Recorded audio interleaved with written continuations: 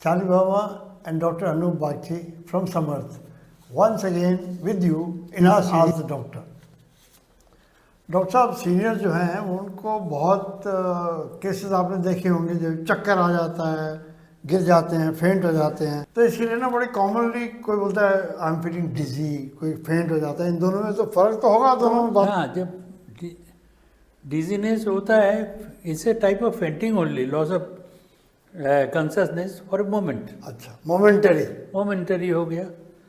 और इसमें क्या होता है, और इसमें फेंटिंग में थोड़ा लॉन्ग ड्यूरेशन का हो जाता है। तो टाइम का मेन चीज, time is the main factor. Okay okay okay. और ये बहुत बात इससे नॉर्मल भी होता है, जैसे आई टेल यू, जैसे हम लोगों को मैंने सीनियर्स को झटके से उठ के खड़े हो गए, blood pressure falls down, postural जिसको बोलते हैं। अच्छा, अब आप बता ही रहे हैं तो फिर सारे कॉजेज बता दो क्यों होता है ऐसे। हाँ, वो तो मैं बता रहा हूँ। तो ये पॉस्चुरल हो गया, इसमें होता है इसमें सीनियर्स में होता है, बिकॉज वो ब्लड जो फ्लो है ना, यंग एज में तो ये ब्लड फ्लो अच्छा रहता है, स्लो डाउन कर जाता है एज में, तो आपको ब्लड ब्रेन में पहुंचता नहीं है, suddenly you fall down.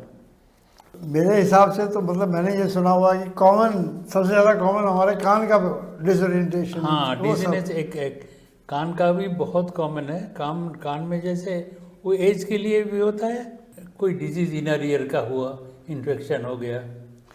As से आपका मतलब है कि वो सब चीज़ें वीक हो गई बेसिकली। हाँ, नेचुरली थोड़ा वीक, लैब्रिंथ जिसको बोलते हैं। हाँ। तो लैब्रिंथ वीक हो गया, उसका एक्टिविटी कम हो गया, तो थोड़ा चक्कर आ जाता है। अच्छा, तो उसका चक्कर है कि ये है कि when you turn to that side, इस साइड में ये अफेक्टेड है, उसमें उस साइड में जाने से आपको डिजीनेस होता है। अच्छा, डिजीनेस होएगा। हाँ, फिर नॉर्मल में आ जाओ तो नॉर्मल हो गया। वेराज जो सर्वाइकल है, सर्वाइकल में भी होता है, सर्वाइकल स्पॉन्डिलाइसिस हुआ, उसमें क्या होता है, एक पर्टिकुलर साइड में नेक मूवमेंट से होता है। ओके।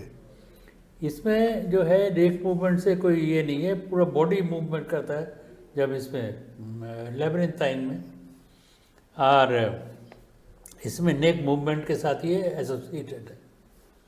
तो नेक मूवमेंट हुआ तो आप फिर नेक को इधर कर लिए तो कुछ ठीक हो गए। मैंने सुना डिहाइड्रेशन का भी इसमें बड़ा रोल, एंग्जाइटी, स्ट्रेस, ये सब चीज़ें। नेचुरली डिहाइड्रेशन रहता है, ये डिहाइड्रेशन होने से ब्लड प्रेशर फॉल कर जाता है। ओह, अच्छा। ये बहुत ज़रूरी है। जैसे स्पेशली समर में ह्यूमिडिटी जब थोड़ा हाई हो गया, ज़्यादा पसीना आ गया, सडनली यू फील डिजी, बैठ गए, ओके, वो ब्लड प्रेशर फॉल कर जाता है। एंड मैं मतलब कोई भी दवाई उठा लो उसके अंदर ना साइड इफेक्ट में जरूर लिखा होगा। हाँ, कोई दवा में तो लिखा रहता है, so you should be careful also. हम बोले ना, खाली पेट में दवाई, ब्लड प्रेशर की दवाई मत खाओ, ठीक। जैसे डेंजरस, इमीडिएटली एब्जॉर्ब होके ब्लड प्रेशर फॉल कर जाएगा, then it will be a problem. मतलब ये तो हो गया, चलो डिजी हो गए। अब फेंटिंग जो है, जो लंबा चक्कर होता है कंपैरेटिवली टाइम वाइज, उसके क्या रीजन है? फेंटिंग को बहुत बार हार्ट के चलते हुए होता है, जैसे कार्डियक ब्लॉक हो गया, हार्ट रेट आपका घट गया या इरेगुलर हो गया। हाँ जी। उसमें क्या होगा, इरेगुलर होने से blood flow to the brain कम हो जाता है। ठीक है। काहे कि कंट्रैक्शन प्रॉपर नहीं हो रहा है, ब्लड फ्लो नहीं हुआ, तो उस समय आप फेंट कर जाते हो।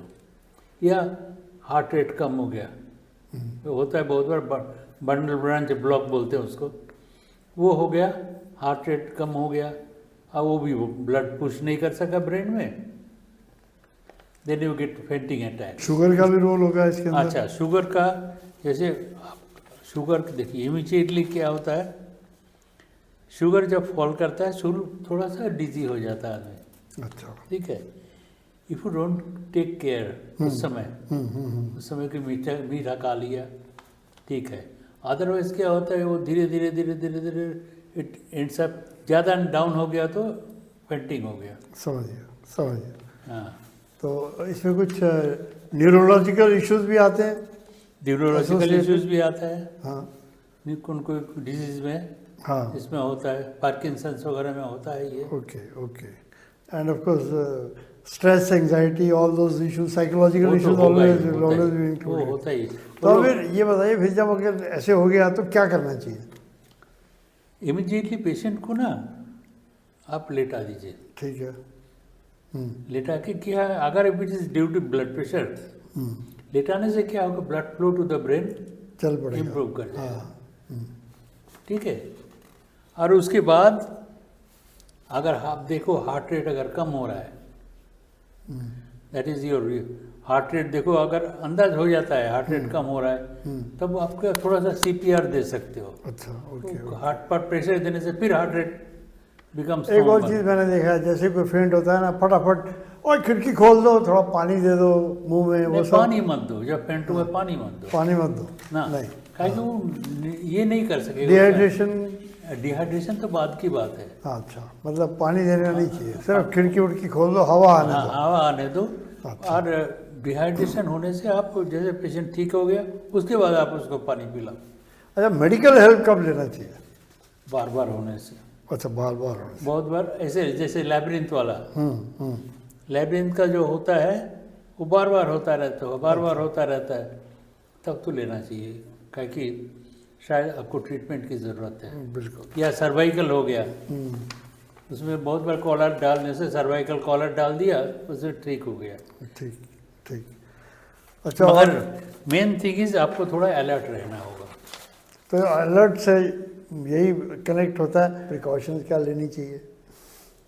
प्रिकॉशन तो आप अपना ब्लड लाइफस्टाइल ठीक करो, अपना टेस्ट कराते रहो, बीपी मॉनिटर करते रहो। बीपी मॉनिटर करो, टेस्ट Sugar कराते monitor रहो, पैथोलॉजिकल टेस्ट कराओ, ताकि यू नो जो विटामिन डी लेवल कैसा है, कैल्शियम है कि नहीं शरीर में, ये सब भी ज़रूरी होता है।